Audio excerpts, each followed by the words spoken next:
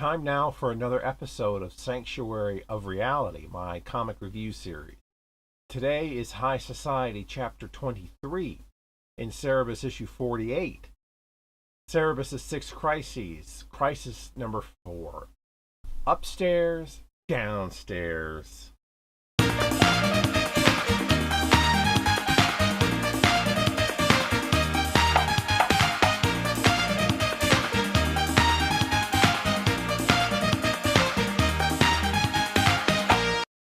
Cerebus is forced to appease the councils and factions that surround him as Prime Minister, and he willingly, if a bit begrudgingly, does so just so he can get back into the war room and try to turn around the impending Siphi invasion of Eos.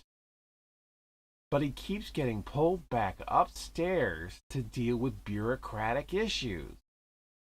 Once back in the war room, Arnold the Ashurian explains that the mercenaries are growing restless, and to pay them to go after the new Sephron treasury in the Red Marches will cost Cerebus a considerable amount, which he hopes will be waiting for them once they capture it. Back upstairs, Cerebus continues to deal with the anarcho-romantics and their desire for a greater role in Cerebus' administration. They aren't happy with the rock garden and reflecting pool that he ordered made, so he instead orders the wimpy artistic band of former revolutionaries be put on the front line of the new Sephron invasion. This changes the stubborn mood considerably for their movement, or at least for their spokesman, Hargraves. Cerebus puts Blakely in charge of decoding messages from the battlefield, but his obsessions with cleanliness end up delaying important war updates in getting to Cerebus. Cerebus continues to put out as many small fires as he can, as they continue popping up left and right, when Jaka shows up.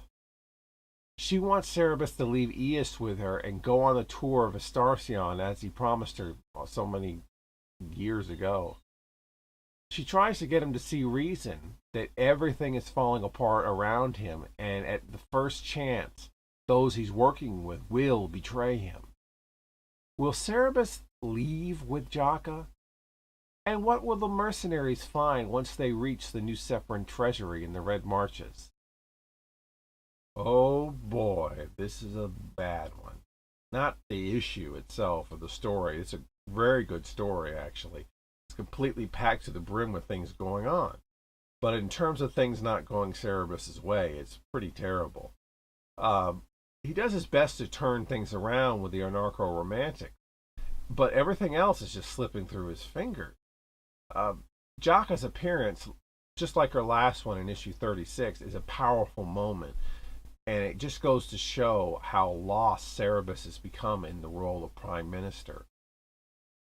She's right in what she says. She's completely right in everything that she says in this issue. But Cerebus is just committed to seeing these things out to the bitter end. That's just the kind of aardvark he is. He doesn't know when to quit.